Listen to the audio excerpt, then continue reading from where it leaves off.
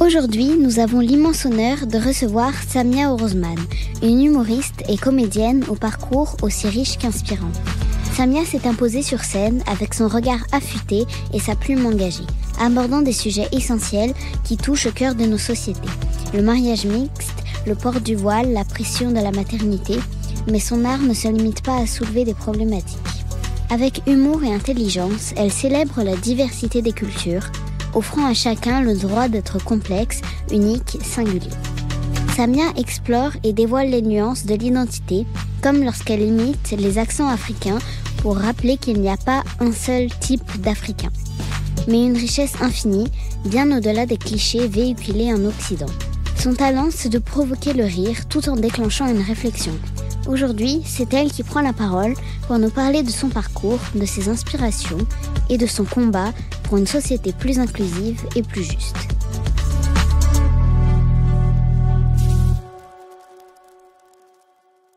Bienvenue, Samia. Merci. Bienvenue, Samia. Merci. Merci d'avoir accepté cette invitation. On est super content de te recevoir. Merci à vous de m'avoir invité. Peux-tu nous parler de ton enfance, de l'environnement dans lequel tu as grandi, de l'éducation que tu as reçue ? Alors moi, je suis la numéro 5 d'une fratrie de 6. J'ai d'abord un grand frère et après, on n'est que des filles. Quand je suis née, je sais que ma maman espérait que ce soit un garçon, comme pour toutes les autres grossesses d'avant. Quand ils m'ont dit que c'était une fille, elle était vraiment déçue. Ils lui ont demandé comment elle voulait m'appeler. Elle a dit « je m'en fous ». Et on a un cousin qui passait par là qui a dit « est-ce que tu peux l'appeler Samia ?» Elle a dit « si tu veux ». Elle était découragée en fait. Je pense qu'à l'époque, c'était pas très courant les échographies. Et du coup, elle savait pas que c'était encore une fille qu'elle attendait. Donc voilà, au milieu de toutes ces filles, il fallait faire sa place, il fallait attirer l'attention et je pense que c'est pour ça que je me suis dirigée vers le spectacle. La première fois que j'ai fait du théâtre, j'avais 12 ans. C'est pas loin de ton âge, je crois. Toi, tu as quel âge ? Moi, j'ai 9 ans. 9 ans. Bientôt 10. Quand même, j'étais plus vieille alors. Et donc, je me suis inscrite en cours de théâtre pour échapper aux tâches ménagères. Parce que nous, les jours où il n'y avait pas d'école, il fallait faire le ménage à fond à la maison. Et du coup, j'ai trouvé ce cours-là où je me suis inscrite. Et la première fois que je suis montée sur scène, je devais jouer le rôle d'une fille dont le copain venait de se faire écraser par une voiture le jour de son anniversaire. Et j'y ai tellement cru que j'ai pleuré. Et j'ai fait pleurer tous mes camarades. Et c'est là où je me suis rendu compte que c'est ce que je voulais faire comme métier. Monter sur scène et véhiculer des émotions. Voilà. Et après, j'ai fait tout ce qu'il fallait pour que un jour je puisse en faire mon métier, même si au fond de moi, j'y croyais pas vraiment. À quel moment tu as su que tu voulais devenir humoriste ? L'humour, c'est arrivé après. En fait, moi, à la base, j'ai une formation de comédienne. Et l'humour, c'est arrivé à peu près en 2009. Je me suis rendu compte que on me proposerait pas de rôle spontanément parce que je n'entrais pas dans les cases. Et du coup, la seule manière de pouvoir monter sur scène, c'était d'écrire moi-même mes histoires. Et à ce moment-là, les spectacles d'humour commençaient à fonctionner. Le stand-up commençait à prendre forme. Et c'est là où je me suis dit, mais c'est ça que j'ai envie de faire finalement, faire de l'humour, raconter mes histoires sans que personne m'interrompe. Et ça fait maintenant une 15aine d'années que je suis sur les routes. Ça a été quoi ton parcours pour rentrer dans le milieu de l'humour et de la comédie ? Alors, j'ai d'abord fait du théâtre au collège, après au lycée, après j'ai fait le conservatoire de théâtre à Paris. J'ai passé une audition. C'était une deuxième session de recrutement. Ils avaient déjà fait une première et il restait que 4 places. Et sur 21 candidats, il y en avait que 4 qui allaient être pris. Et sincèrement, quand j'ai vu les concurrents, j'y croyais pas. Parce que j'avais des Edgar, des Mathilde qui me donnaient la réplique. Et moi, Samia, qui venait du fin fond du 9-3, je me disais, mais non, j'ai aucune chance, c'est pas mon monde. Et puis finalement, ils m'ont prise et ça s'est à peu près bien passé. J'ai fait 2 années de conservatoire et j'ai été obligée d'arrêter parce qu'ils n'ont pas renouvelé. À la fin de la 2e année, on m'a bien fait comprendre que le fait que je ne sois pas assez assidue, c'était pas en ma faveur et que même si j'avais fait une belle prestation, il fallait venir plus souvent. Et le fait que je doive travailler à côté pour pouvoir m'en sortir, ils en avaient un peu rien à faire. Donc à la fin des 2 années de conservatoire, ils m'ont dit au revoir. Mais c'était pas plus mal, parce que j'ai fait mon petit bonhomme de chemin autrement. Et j'ai réussi à quand même faire ma place, en faisant d'abord partie d'une troupe de théâtre, et après en écrivant mes propres textes. Voilà. Mais ma formation, elle est basique en fait à la base. J'ai fait une vraie formation de comédienne au conservatoire. Et c'est peut-être ça qui fait que j'arrive à jouer les personnages quand je fais mes spectacles. Donc maintenant, on va faire un petit rappel de ton parcours. Samia Orozman, c'est 3 spectacles. Femme de couleur, Je suis une bouffonne et le 3e est en rodage. Un livre, Femme de couleur, 2018, chez First Edition. De nombreuses apparitions à télé. On ne compte même plus le nombre de pays dans lesquels tu as joué. Un engagement social et humanitaire énorme. Un public conquis qui te souhaite énormément. A-t-on oublié quelque chose ? Non. Un public conquis qui te souhaite énormément. Non, qui me souhaite beaucoup. Qui me soutient. Ok. Nous, on t'a vu, je crois, fin de novembre, et on a été surpris par ton public. Tu nous disais en off que certains t'avaient pas encore vu, et il y avait une vraie troupe de supportrices, pour le coup, qui étaient en famille. Il y avait des mamans, il y avait des filles, il y avait des copines, il y avait tout le monde. Et c'était comme un stade de foot. Pourtant, c'était une petite salle, c'était un rodage. Mais on a été marqués, nous, par on a vu d'autres spectacles aussi d'humour, mais là, c'était des supportrices. C'était même plus un public. Et on nous a dit aussi, de gens qu'on connaît, qu'en Belgique, c'était pareil, que t'étais hyper bien reçu à chaque fois. En Afrique.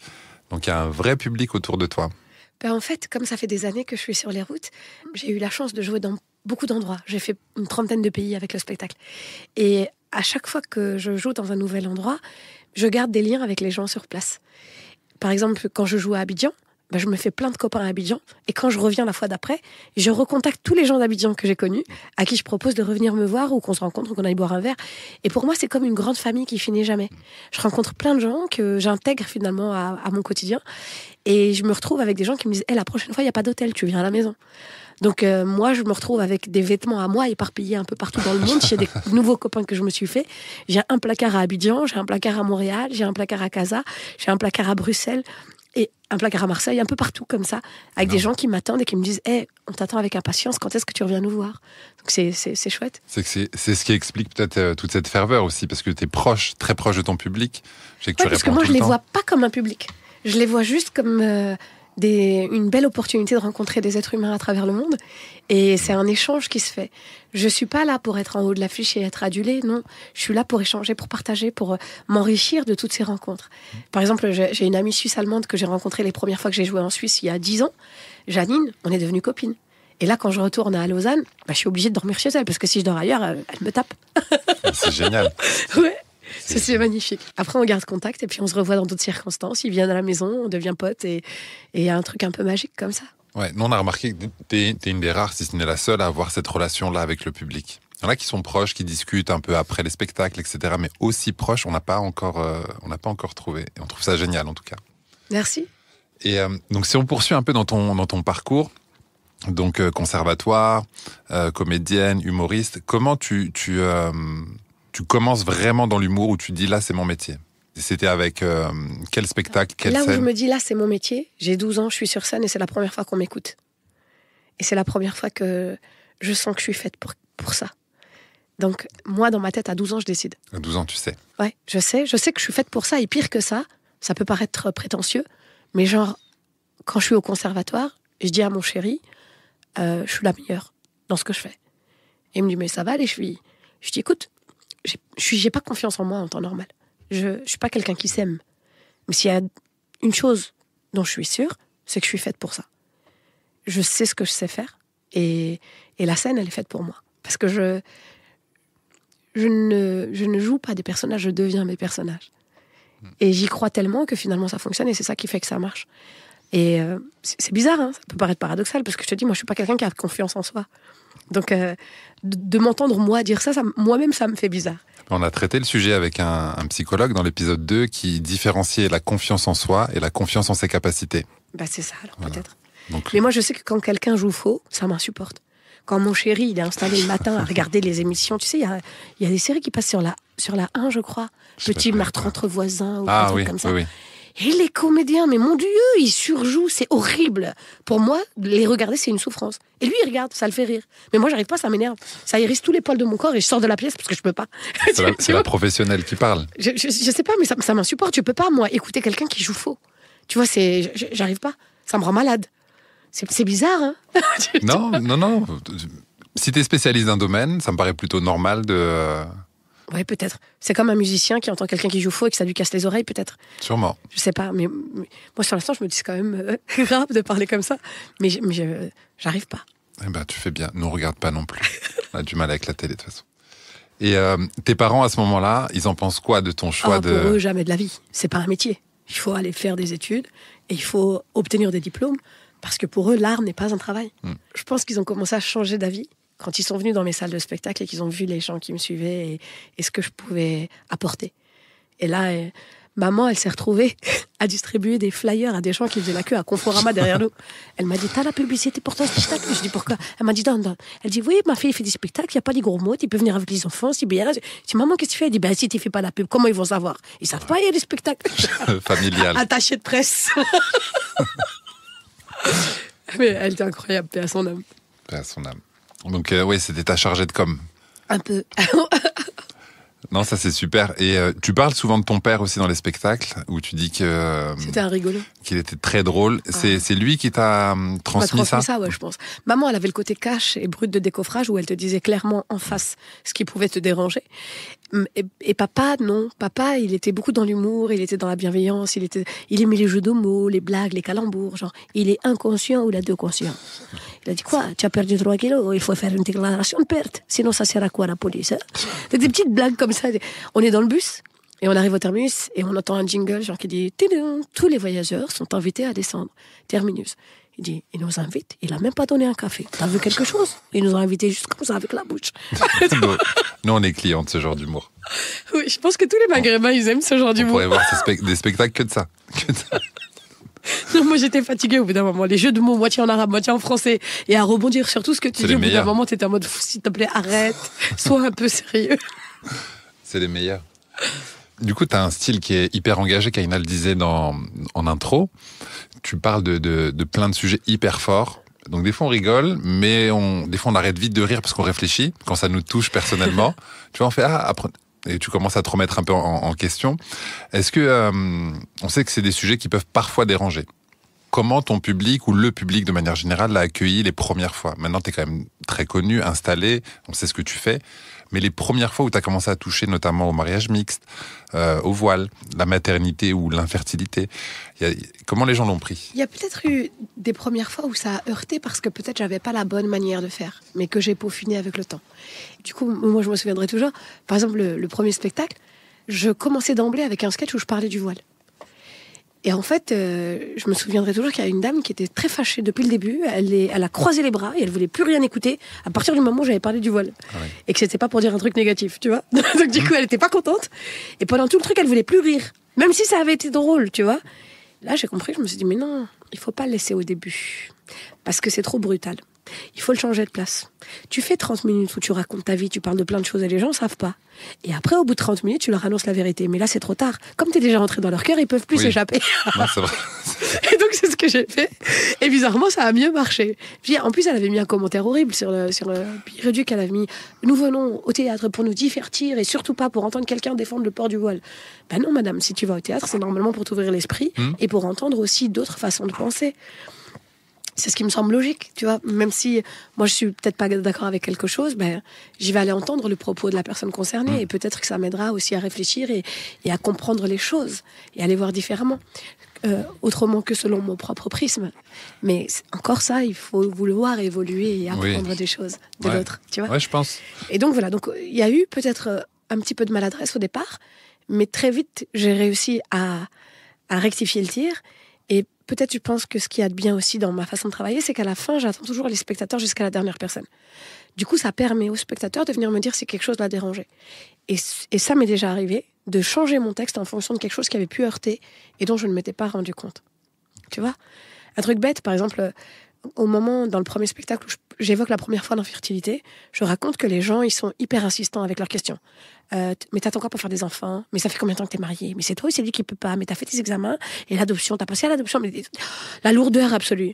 Et je dis oui qu'une fois, j'ai croisé une dame qui était prise d'empathie. Elle m'a regardée, elle m'a dit « Oh la pauvre, t'as pas d'enfant, excuse-moi, j'avais oublié que... » Comme si j'étais malade et que j'allais bientôt mourir. Sauf que moi, à ce moment-là, j'avais dit « On aurait cru que j'avais un cancer. » Et je me suis pas rendu compte de la puissance de ces mots-là. Un jour, il y a une fille qui vient me voir à la sortie, elle me dit « Samia, j'ai passé un très bon moment. J'avais même oublié que j'étais malade jusqu'à ce que tu parles de ma maladie. » Je dis « Mais je parle de quoi ?» Elle me dit « Oui, le moment où tu parles d'un cancer. » Et là, je me suis dit « Mince, en fait. » Parce que elle, ce qu'elle a reçu comme message, c'est « Tu es condamnée. » Et c'était pas mon objectif, moi. Moi, je voulais juste faire rire. Donc, j'ai changé le texte. Et j'ai dit, la fois d'après, j'ai dit « Oh là là, on aurait cru que j'allais mourir. » Et elle était dans la salle et elle m'a vu le jouer à Bruxelles. Et à la fin, elle est venue me serrer dans ses bras et elle m'a dit merci d'avoir changé ton texte. Et pour moi, ça semblait juste logique, c'était normal de le changer. Parce que je ne suis pas là pour faire du mal aux gens, je suis là pour les faire rire. Donc si à un moment donné, j'ai pu heurter sans même me rendre compte, il faut que je rectifie le tir. Ouais. Et donc, l'occasion de les rencontrer à la sortie du spectacle, c'est surtout ça. Et tu fais le tri entre les remarques que tu peux avoir. Si on prend l'exemple de la première dame, la deuxième. Bien sûr. Ça m'est déjà arrivé que des gens fassent des réflexions, alors que c'est pas mon propos qui était concerné. Mais c'était eux et leur propre histoire. Tu veux un autre exemple ? Un jour, j'ai joué dans une salle où il n'y avait que des Tunisiens. Mais parmi tous ces Tunisiens, il y avait une famille de Tunisiens noirs. Okay ? Donc moi, je raconte l'histoire de mon spectacle et je fais la nuance entre les accents d'Afrique. Et au moment où je parle des Maliens, des Sénégalais, des Ivoiriens, tout le monde se retourne vers eux parce qu'ils pensent qu'ils sont concernés. Sauf que ces gens-là n'étaient pas concernés, c'était des Tunisiens. Donc quand ils rentrent chez eux, fâchés, ils écrivent un message sur Internet. Ils m'envoient un message en me disant « Oui, c'est très grave ce que vous avez fait, vous vous moquez des gens, tout le monde nous a regardés, nous on est Tunisiens comme vous. » Et tout. J'ai dit « Madame, stop. Les gens vous ont regardé parce qu'ils pensaient que vous étiez concernés. Or, vous ne l'étiez pas. Donc je suis vraiment désolée. Si vous aviez été malienne, sénégalaise ou ivoirienne, peut-être que vous auriez explosé de rire parce que ça vous aurait fait penser à des gens de votre entourage. Sauf que là, les gens vous ont regardé et que vous n'étiez pas concernés. J'ai dit maintenant, je suis vraiment désolée. Si dans la tête des gens, votre couleur et votre origine ne vont pas ensemble, je suis pour rien. Donc allez vous plaindre auprès du bon Dieu, moi je peux rien faire pour vous. Et donc, je ne sais pas si elle a fini par se calmer, mais en tous les cas, pour moi, ça semblait logique. Parce qu'à aucun moment, j'ai fait quelque chose de vexant ou de déplacé. Ou de... Tu vois, en parlant de ça, moi, mon papa, plusieurs fois, puis à son âme, il m'a dit, moi je comprends pas, toi tu te moques d'eux, et eux, ils rigolent. J'ai dit, mais c'est ça que tu comprends pas, c'est que je me moque pas. Je dis, imagine demain, t'as un Asiatique qui vient te voir et il te fait la nuance entre le Tunisien, l'Algérien, le Marocain, il te dit, toi, dans ta culture, dans ta façon de parler, t'es comme ça. L'Algérien, il est comme ça, le Marocain, il est comme ça. Qu'est-ce que tu vas te dire ? Tu vas dire, il se moque de moi ? Ou tu vas dire, mais comment il sait ?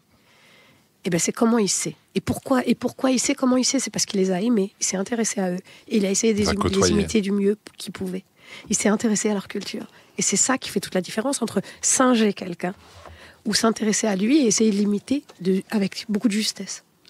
Nous, c'est ce qui nous a vraiment frappé aussi dans ton travail, c'est les accents. De loin, ça peut paraître juste comme des imitations, mais on trouve ça tellement important de redonner aussi le droit à la complexité à toute l'Afrique, 54 pays, si je dis pas de bêtises. Tu me reprends sinon. Je m'en fous. En Europe, on a le droit d'être alsacien, d'être belge, d'être suisse, d'avoir des différences au niveau des accents, de la culture, de la nourriture, mais il y aurait qu'un seul Africain. Il y aurait qu'un seul Nord-Africain. Il y aurait qu'un seul Asiatique. Alors qu'il y a quand même l'Inde, il y a quand même l'Irak, le Koweït, etc. Et nous, c'est là où on trouve ton travail hyper puissant, c'est que tu redonnes vraiment le droit à la complexité à toute une catégorie de personnes qu'on laisse un peu de côté. Donc bravo pour ça, merci. Merci. Justement, la prochaine question, c'est comment tu arrives à trouver l'équilibre entre faire rire les gens et les faire réfléchir ? Parce que tu choisis pas de faire des blagues sur c'est un Belge, un Français, je sais pas quoi. Tu choisis des thèmes assez forts qui te tiennent à cœur. En fait, je raconte ce que j'ai traversé et les incohérences que moi j'ai pu voir. Mon modèle, c'était Molière. Pourquoi ? Parce qu'il savait critiquer la société dans laquelle on vit et mettre le doigt sur les choses qui dysfonctionnent pour nous amener à réfléchir. Et sans être pris au piège ou sanctionné finalement par les hautes autorités. Parce qu'il le faisait avec beaucoup de subtilité. Et je pense que c'est comme ça qu'on arrive à arranger la société dans laquelle on vit. C'est en dénonçant, mais à travers le rire, par le prisme de l'art peut-être, et en amenant les gens à réfléchir eux-mêmes sur leur propre comportement. Quand moi je vais parler du problème de l'infertilité, je vise pas que les femmes qui galèrent, je vise aussi celles qui en connaissent et qui sont parfois indélicates.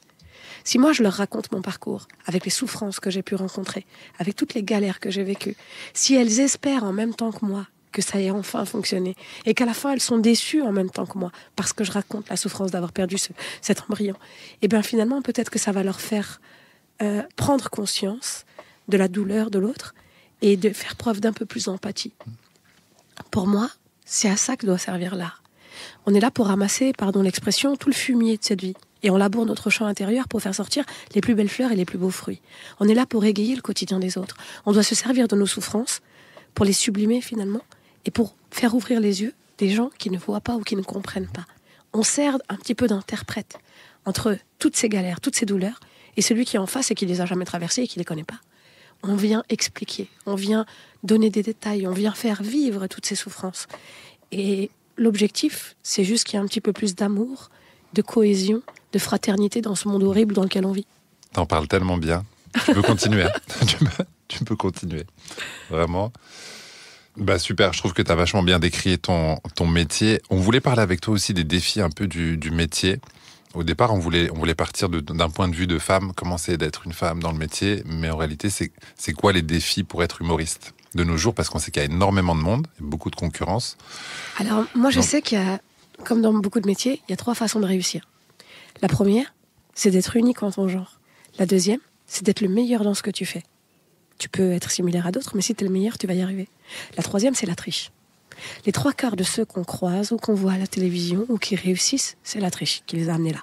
C'est les coups de coude, c'est de piquer les textes, c'est d'écraser les autres pour y arriver. Il y a beaucoup la triche.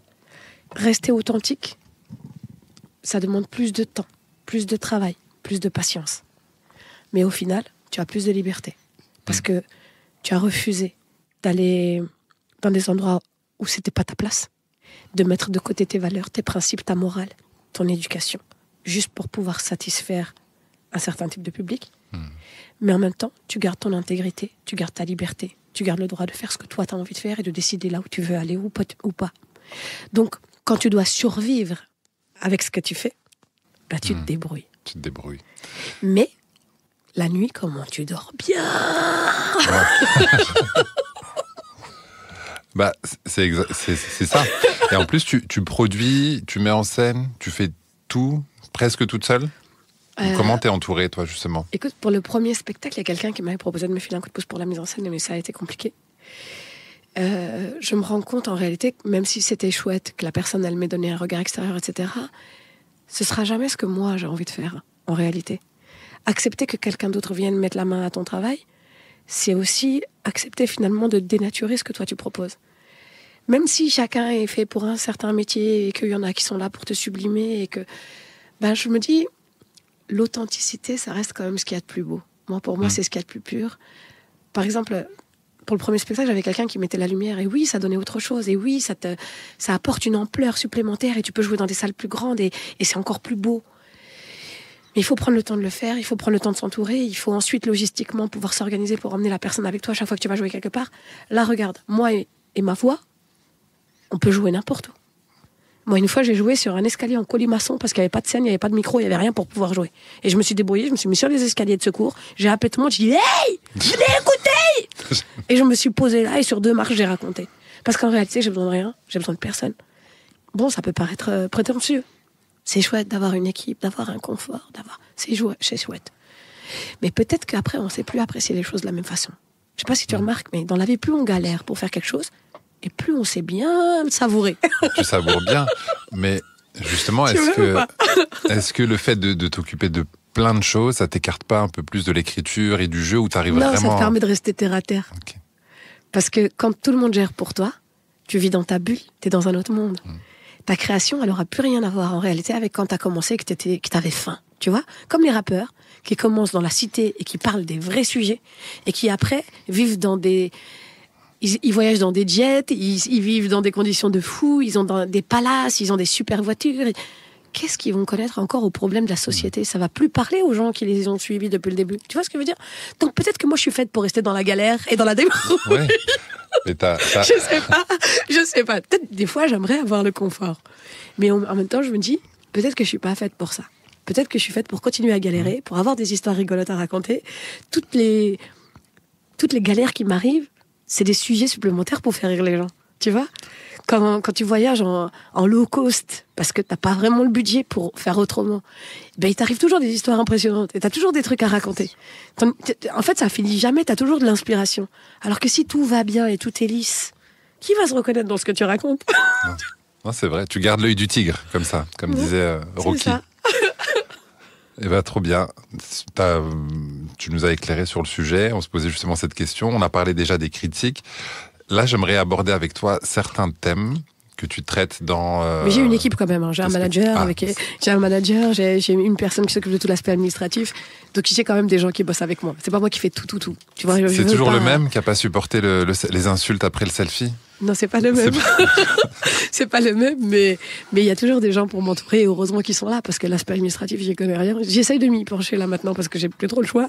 Il faut qu'à un moment donné, je me responsabilise, que j'arrête d'être une enfant, tu vois. Parce que moi, dans ma tête, j'ai son âge à elle. 9 ans. Oui. Même un peu moins, je pense que j'ai 8, en vérité. Tu vois, 4 et 4, ça fait 8. J'ai que 8. Moi, je suis plus jeune que toi, en réalité. Voilà, j'ai une petite équipe qui bosse avec moi, qui s'occupe de tout l'aspect administratif, des contrats, etc., que je ne sais pas gérer. Et je pense qu'il faudrait que moi, je m'y penche davantage pour pouvoir prendre mes responsabilités à bras-le-corps, tu vois. Okay. Bon, si tu as des gens de confiance qui le font bien, c'est bien. Mais c'est ça, enfin, tu parles d'âge... le même âge que Kaina, mais c'est ce qui te permet aussi de prendre autant de plaisir sur scène. Ah, je m'amuse. On le sent, que c'est une passion et que tu t'éclates vraiment, vraiment sur scène. Je m'amuse et puis j'aime les gens et j'aime le partage. C'est surtout ça. Tu vois, si je peux... En fait, je dis souvent, il y a des gens qui parlent de la retraite. Et moi, j'espère ne jamais être à la retraite, en fait. Je veux faire ça jusqu'à mon dernier souffle. Si tu m'enlèves la scène, je meurs. Il m'est arrivé des grosses galères. Je raconte ça sur scène. J'ai fait une fausse couche et le lendemain, j'avais un spectacle. Et je suis quand même allée jouer. Et en fait, c'est ça qui m'a sauvée. Parce que s'il n'y avait pas eu ça, je serais dans le fond de mon lit en train de me morfondre. Donc finalement, je remercie le bon Dieu d'avoir ça. Parce que c'est ce qui m'aide, moi, à survivre dans ce monde. Vraiment. Okay. Tu penses aussi que tout arrive pour une raison ? Bien sûr. Bien sûr. Dans tout, il y a une raison. Et quand on vit des galères, c'est qu'il y a des choses qu'on n'a pas réglées, qu'il faut... Si ça nous revient plusieurs fois, c'est qu'il faut se remettre en question et réfléchir à ce qui a provoqué ça. Et là, je suis en plein dans ce cheminement-là, dans la remise en question, dans la réflexion, dans essayer de comprendre les choses. Quand le destin, l'univers, Dieu, ce en quoi tu crois, te réenvoie plusieurs fois le même type d'épreuve, c'est qu'il y a une raison. Il faut à un moment donné s'asseoir, réfléchir, dire, bon, attends, qu'est-ce que j'ai pas bien fait ? À quel moment est-ce qu'il y a eu un couac ? Tant que tu règles pas, ça continuera de se répéter.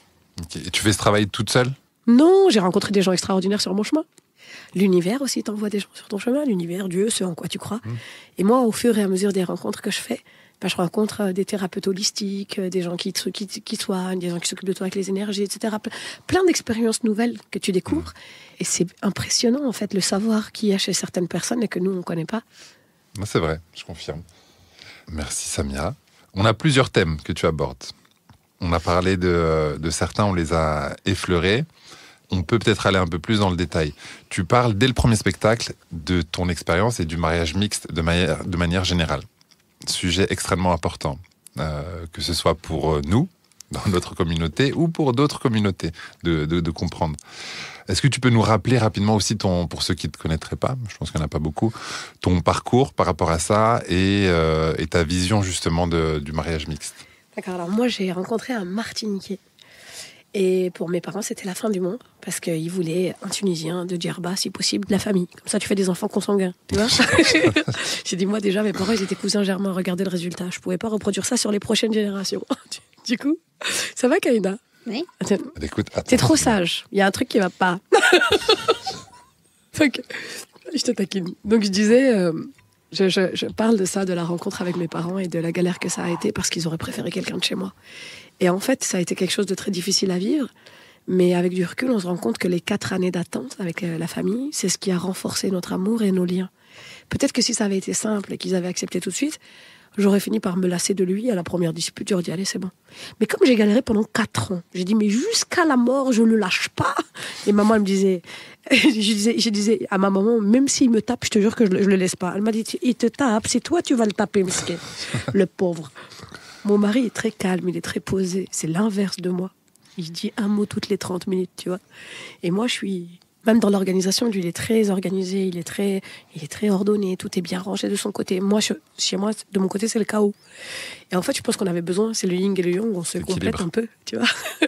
Mais je raconte ça, je parle de la difficulté... pour mes parents d'accepter quelqu'un qui n'était pas de chez nous. Tu sais, la première génération d'immigrés, ils ont quitté leur pays il y a une 50aine d'années avec un état d'esprit en se disant, voilà, on va aller là-bas, on va travailler, on va donner un meilleur avenir à nos enfants. Mais ils ne s'imaginaient pas que nous, on allait rencontrer d'autres personnes et qu'on allait vouloir constituer nos vies avec des gens qui n'avaient rien à voir avec nous. Et comme eux, ils ont la pression sociale des gens de chez eux qui leur disent, de toute façon, vous allez en France, vous allez finir comme eux et vous allez oublier vos racines et votre éducation, ils avaient toujours la pression de qu'est-ce qu'ils vont dire les gens. Et bizarrement, moi je sais que parmi mes sœurs, je suis la seule qui ne suis pas avec un maghrébin. Et je suis celle qui suis peut-être la plus attachée à sa culture et à ses racines. C'est très bizarre, parce que les parents avaient peur, justement, que le fait de marier quelqu'un qui n'est pas de chez moi, j'oublie d'où je viens. Et finalement, c'est le contraire. Je pense que je suis la seule à vouloir aller m'installer là-bas. C'est bizarre. Et donc, il a fallu du temps pour les convaincre. Et puis, finalement, quand ils l'ont rencontré, ils ont tout de suite accepté. Parce qu'ils ont vu que c'était une belle personne. Et que je pense que leur objectif à eux, c'est pas de nous empêcher de vivre nos vies. C'est juste qu'on soit heureux. Et comme on ne sait pas qui est la personne qu'on a en face, quand elle vient pas de chez nous, on ne sait pas qui c'est, on ne sait pas d'où il vient, on ne connaît pas son parcours, on ne connaît pas sa famille, on ne sait pas ce qu'il va faire avec l'enfant que nous, on a choyé. Donc forcément, on a peur pour notre enfant. Alors, quand on se marie avec quelqu'un de chez nous, on sait d'où il vient, on connaît un peu sa famille, sa réputation. Avec 2 coups de fil, il y a le FBI de Djerba qui te donne son nom, son adresse. Oui, il y a l'enquête. Tout l'arbre généalogique. Là, non. C'est l'arbre qui est tombé d'un fruit et on ne sait pas qui c'est. Mais quand ils l'ont vu, ils ont ressenti que c'était une belle personne.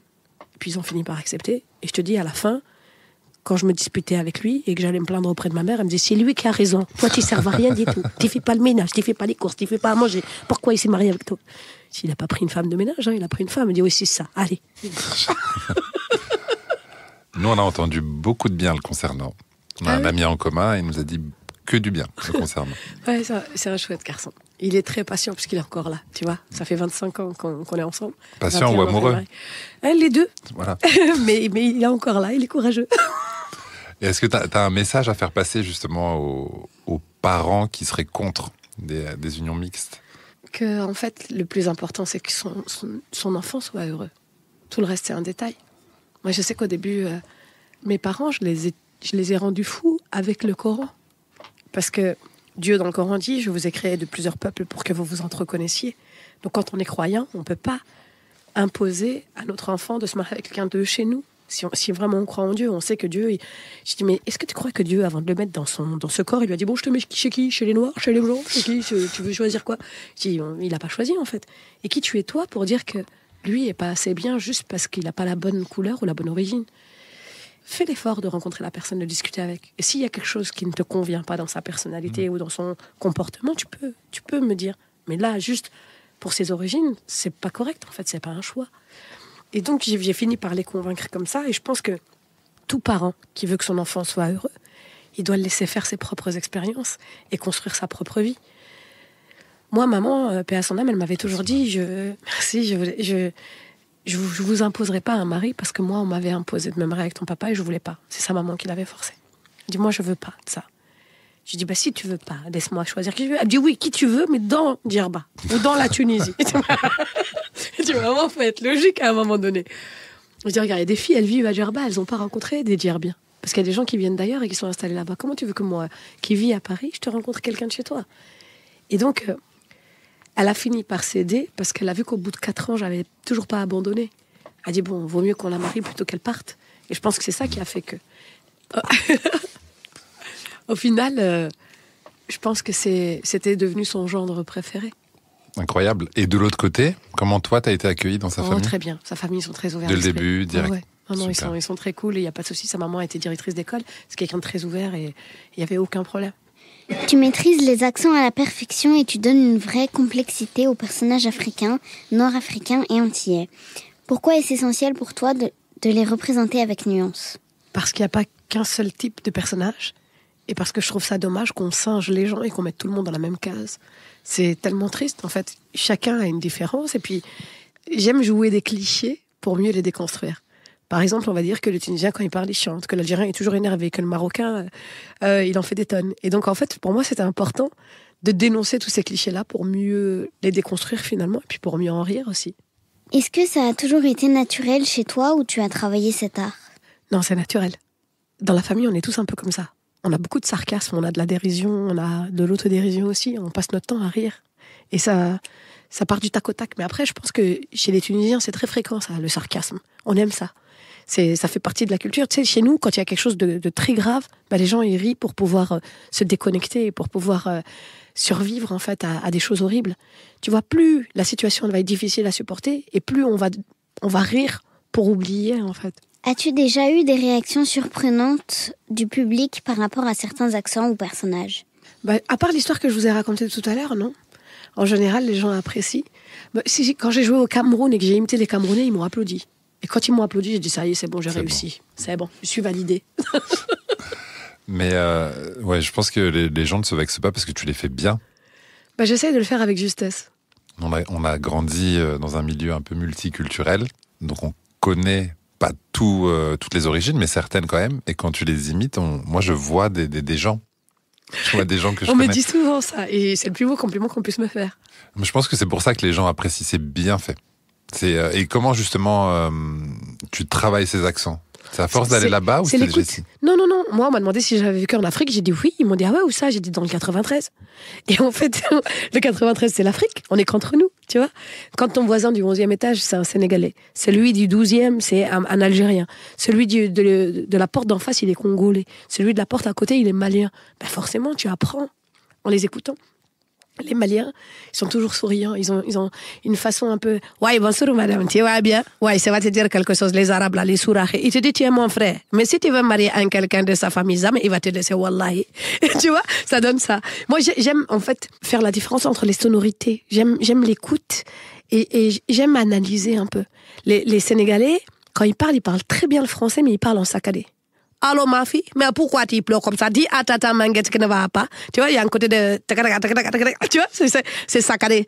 J'aime ça. Les Ivoiriennes, elles sont souvent fâchées, elles ont du caractère. Je n'avance pas, à quoi? Ma chérie, je n'avance pas, tu vas faire quoi? Tu vois? Et les traits de personnages et la manière de se comporter et la manière de parler, il y a une espèce de musicalité, tu vois, et je pense que quand t'as l'oreille, t'arrives à saisir, et c'est ce que je raconte après dans mes spectacles. Et les gens qui sont concernés, généralement, bah, ça les fait rire parce qu'ils se reconnaissent. Et je te dis, quand les Camerounais m'ont applaudi quand je les ai imités, je me suis dit, mais c'est bon, ça y est, j'ai réussi. Ils m'ont tamponné, là, c'est bon. C'est bon. Non, les Algériens, moi, c'est pas tellement l'accent qui m'a marqué, c'est plus, il y a tout chez nous. C'est mieux que là-bas. L'Algérie, oh, il y a tout, bien sûr, il y a tout en Algérie. Tu avais des doutes? Quand t'es parti sur le y a tout en Algérie, c'est mieux que là, t'as aimé l'Algérie. C'est exactement ça. T'as même pas besoin de faire d'accent pour l'Algérie. J'adore. Tu sais que j'ai joué en Kabylie, parce que toi, du côté kabyle. Oui. J'ai joué à Tiferdaout, c'est le plus haut village kabyle. En fait, tous les ans, le village le plus propre gagne le droit d'accueillir le festival. Et moi, j'étais allée jouer là-bas, mais tu m'as entendu le raconter, je pense. Sur une palette. Ouais, sur une palette de bois. Mais vas-y, nous on l'a entendu, mais les gens qui nous écoutent. J'ai joué sur une palette de bois, sans lumière, sans son, sans rien. C'était incroyable. Et je vais pas raconter tout le détail, mais juste pour dire que j'ai beaucoup aimé l'accueil des Kabyles parce qu'on sent que la culture est quelque chose de très important chez eux. Et ils ont un français parfait. Et ils me faisaient beaucoup penser à mon papa. Tu vois, dans la manière de parler, la musicalité des mots. Il fallait nous dire que vous alliez venir chez nous et que vous êtes un phénomène. Mais pourquoi on ne nous a pas prévenu que vous alliez venir jusqu'ici? On vous aurait organisé une salle encore plus grande. Mon père parlait un peu comme ça. Et je pense que parce que nous aussi, on est berbères à Djerba. Ouais. Et donc, cette musicalité qu'il y a dans le français quand on le parle, je pense que c'est une similitude qu'on a. Le français est encore beaucoup pratiqué en Kabylie. Ouais. On connaît ton engagement social et humanitaire. Nous avons envie de te laisser un espace pour en parler. Peux-tu nous parler de ce que tu fais et avec qui tu le fais? Bien sûr. Alors, je suis un peu comme une marraine, entre guillemets, de l'ONG Life. J'ai rencontré le fondateur avant qu'il crée cette ONG. Et quand il me racontait ce qu'il allait faire, je me disais, mais lui, il rêve. Il disait, oui, alors je veux forer des puits là où il n'y en a pas, je veux construire des écoles, je veux faire ceci, je veux ça. Moi, je disais, oui, bien sûr, moi aussi, un jour, je vais devenir très riche et je vais rouler en Lamborghini, bien entendu. Pour moi, c'était impossible, en fait, tout ce qu'il racontait. Sauf que, 15 ans après, il a réussi à mettre tout ça en place. Il a créé une ONG qui intervient à travers le monde et qui arrive à financer des projets magnifiques. Par exemple, quand je suis partie avec eux en Inde, j'ai rencontré une association partenaire. Donc, en fait, Life s'arrange pour récolter l'argent. Et ensuite, ils ont dans tous les pays des petites associations partenaires qui, elles, connaissent les bénéficiaires et les personnes qui ont vraiment besoin. Donc, une fois qu'ils ont bien vérifié la solvabilité de l'association, etc., et leur engagement et les actions qu'ils mènent, une fois qu'ils ont tout vérifié, parce qu'il faut qu'il y ait minimum 2 ans d'existence et que l'association sur place ait déjà fait des choses. Une fois que tout est OK, ils mettent en place un partenariat. Et donc là, ils vont financer des choses, des projets. Par exemple, en Inde, je suis allée rencontrer une association partenaire où ils achètent du matériel scolaire pour les enfants qui ont besoin d'être scolarisés. Ils financent des formations pour les femmes, soit dans la coiffure, soit dans l'informatique, soit dans la couture. Elles avaient plein de domaines. Et donc, chacune choisit dans quoi elle veut être formée pour qu'elles puissent gagner leur propre argent et qu'elles n'aient plus besoin de tendre la main le lendemain. Le slogan de Life, c'est voué à disparaître. Et c'est ça que j'ai aimé. C'est qu'on ne veut pas être celui qui vient sauver. On veut t'aider à te débrouiller par toi-même. Quand ils doivent forer un puits, par exemple, ils vont d'abord rencontrer les gens du village et leur disent, écoutez, s'il y a 3 personnes qui se mettent en tant que responsables et que vous vous engagez à labourer la terre, planter des graines, faire pousser des fruits et des légumes, les vendre pour avoir une caisse commune et se servir de cet argent-là pour entretenir le puits, pour ne pas qu'il ne fonctionne plus d'ici peu, nous, on s'engage à forer le puits. Si vous voulez pas, on vous laisse et on va chercher ailleurs. Et si le village accepte, il signe une espèce de convention. Et effectivement, c'est comme ça que ça va se passer. Donc là, on est sûr que le puits qu'on va forer, qui va coûter quand même 2500 €, il sera là pour des dizaines et des dizaines d'années. Parce que les gens qui sont là sont responsabilisés et qu'ils vont tout faire pour l'entretenir. Et c'est ça que je trouve super, c'est qu'ils sont pas là juste pour aller filer un petit coup de pouce, forer un puits et puis abandonner les gens à leur propre sort. Ils sont là pour pérenniser cette action et vérifier que ça continue de fonctionner. Et de temps en temps, ils envoient quelqu'un pour venir contrôler l'eau, voir si tout fonctionne bien, si il manque de rien. Et je trouve ça génial, ce suivi qu'il y a. Et surtout, le fait de responsabiliser les gens. Parce que entre donner du poisson à quelqu'un ou lui apprendre à pêcher, c'est 2 mondes complètement différents. Et donc, c'est important de responsabiliser les populations et de les pousser à l'autonomie. À Madagascar, par exemple, j'ai participé à une action où ils sont allés faire la reforestation. Donc, ils plantent des arbres et en même temps, ils ont offert aux familles des petits fours en terre cuite pour utiliser beaucoup moins de bois. Et dans ces cas-là, ne plus avoir besoin de couper les arbres. Et je trouve ça super, en fait, ce qu'ils font à micro-échelle pour pouvoir finalement changer le monde. Donc, après, le problème, c'est qu'il y a beaucoup de gens qui me voient avec cette ONG et qui me contactent pour plein d'autres ONG. En disant, oui, est-ce que tu peux venir avec nous ici aussi? Est-ce que tu peux venir avec nous là? Parce qu'ils ont vu que je fais des campagnes de fonds pour récolter de l'argent et que je m'engage sur le terrain et que je fais tout pour que cette ONG soit connue parce que j'adore leur travail. Mais je leur explique que, en fait, je suis humoriste à la base et je suis pas dans l'humanitaire et que je veux bien me servir de la visibilité que j'ai pour mettre de la lumière sur une ONG, mais que je peux pas faire ça pour toutes et que chacun doit faire son travail, qu'ils ont qu'à aller voir un autre artiste. Mais bon, c'est compliqué d'expliquer ça aussi. Parce que tu te dis toujours, j'espère que les gens vont pas se vexer, qu'ils vont pas mal le prendre. Et il y a aussi l'engagement finalement, parce que là, je me suis engagée avec Life, parce que je connais le fondateur. Je sais où va l'argent. J'ai accès aux rencontres qu'ils font avec où on nous montre où va l'argent. J'ai accès à tous les comptes en fait. Donc là, je sais et je peux m'engager sur où va l'argent. Mais si tu vas travailler, offrir ton image pour d'autres ONG ou d'autres associations, mais que tu ne sais pas en vérité ce qu'il y a derrière. Si un jour il y a un scandale, ton image, elle est assimilée. Et je ne peux pas me le permettre en réalité. Donc c'est compliqué quand même. Et dans cette ONG, on y retrouve quel type de personnes? C'est des bénévoles qui viennent donner du temps ou il y a des vrais spécialistes dans différents domaines? Les deux. Il y a des spécialistes, il y a des gens dont c'est le métier. Et donc, ils sont payés par un fonds de roulement qui est constitué des donateurs qui savent qu'il y a besoin de quelques personnes pour que ça puisse tenir. Et puis, tout le reste, c'est des bénévoles. Donc, il y a des gens qui viennent, qui aident, qui participent, qui font des distributions, etc. Mais quand vous allez forer un puits ou participer à la reforestation, voilà, c'est ça. C'est des gens dont c'est le métier. C'est des gens qui viennent ponctuellement pour une mission précise. Bien sûr. Il y a des gens qui sont embauchés par Life et qui sont là pour l'année et qui vont faire des opérations comme ça là. Et c'est des professionnels. On ne peut pas demander à n'importe qui d'aller faire ça. Non, parce que justement, c'est pour ça que je te pose cette question, parce que tu parlais des fois d'ONG ou d'associations qui peuvent être douteuses. C'est souvent parce que tu as des gens dont c'est pas le métier, qui vont à l'autre bout du monde creuser un puits alors que c'est pas leur métier. Non, c'est clair. Et voilà, c'est pour ça que je te pose cette question. Et comment les personnes que vous aidez justement reçoivent cette aide? Ils sont ravis, ils ont des visages lumineux. C'est impressionnant en fait quand tu es sur le terrain de voir l'effet que ça peut leur faire. Par exemple, moi je me souviens quand on était allé pour le forage de puits en Inde, c'était pas prévu qu'on fasse une distribution. Sauf que on est arrivé à un moment où il y avait la fête. C'était une fête pour ces gens-là. Je sais plus de quelle religion ils étaient, mais en tous les cas, on allait dans des villages où il y avait rien du tout. Et le gars qui est avec moi, qui est embauché par Life, me dit « Oh là là, Samia, j'aurais bien aimé leur donner un petit quelque chose pour les aider, mais ils sont beaucoup, tu vois, il y a au moins 200 personnes dans le village. » Je dis « Mais on n'a qu'à contacter l'équipe de Life et leur demander si on peut faire une distribution ici en urgence. » Il me dit « Ah, tu penses que c'est possible ?» J'ai dit « Mais c'est leur travail. c'est là pour ça. Elle me dit oui, mais on a si court laps de temps. Je dis mais ça coûte rien d'essayer. Du coup, on les a contactés, on leur a demandé si on pouvait faire une distribution. Ils ont débloqué des fonds et on s'est occupé de toute la logistique. On a géré, on a acheté ce qu'il fallait, on s'est débrouillé pour avoir des camions et on est parti faire la distribution alors que c'était pas prévu. Et quand on est arrivé, les gens ils étaient en mode waouh parce que on les avait pas prévenus qu'on venait pour une distribution. Et ils étaient émerveillés parce qu'ils s'y attendaient pas et que c'était un moment où ils avaient vraiment besoin. Donc c'est magnifique en fait voir les visages illuminés par l'aide qui vient comme ça. Avec l'impression d'être tombé du ciel, c'est magnifique. C'est magnifique. Prochain voyage, c'est quand ? Normalement, je pars du 10 au 15 mars, Inch'Allah. Et on va cette fois-ci à Kinshasa. Ok, que tu connais bien. Ouais, je suis déjà allée jouer 3 fois là-bas. Génial. Qu'est-ce qu'on peut te souhaiter pour ce voyage ? En tout cas, que ça fonctionne, que tu trouves, que tu puisses aider et que t'en ressors... Qu'on puisse aller au bout des objectifs de la cagnotte. Parce que chaque année, ils mettent une cagnotte et à chaque fois, ils rajoutent des sous dedans.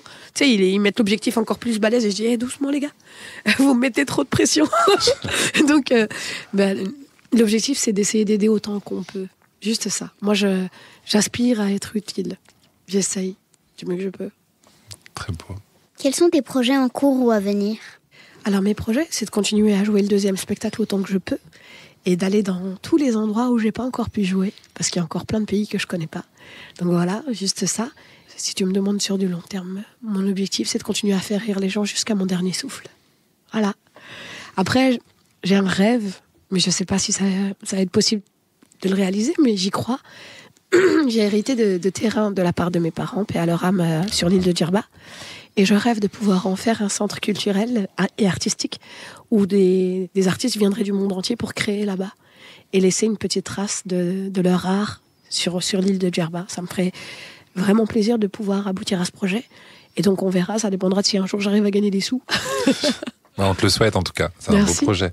Y a-t-il un sujet ou un format que tu aimerais explorer à l'avenir ? Un format, oui, peut-être que moi aussi j'aimerais bien faire des podcasts un jour. Ah. Ouais. Mais je sais pas trop comment l'amener et comment le faire. Je sais pas comment ça fonctionne, mais là j'ai participé à 3 podcasts et je trouve que c'est vachement sympa. Et donc j'aimerais bien moi aussi avoir ma propre émission, puis inviter des gens et leur proposer de venir raconter leur parcours. Je trouverais ça chouette de mettre les autres en lumière. Faire du parcours ou parler d'humour, parler de quoi ? Parcours de manière générale ? Ouais, je trouve ça chouette. Trop bien. Mais surtout de l'humour. Ouais. J'aimerais bien faire de l'humour.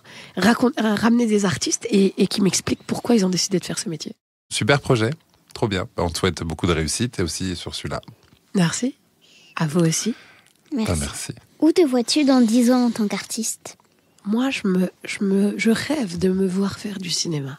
Mais je sais même pas par où aller. Tu vois ? Donc, c'est bizarre. Hein, tu vois, en même temps. Pourquoi ? Non ?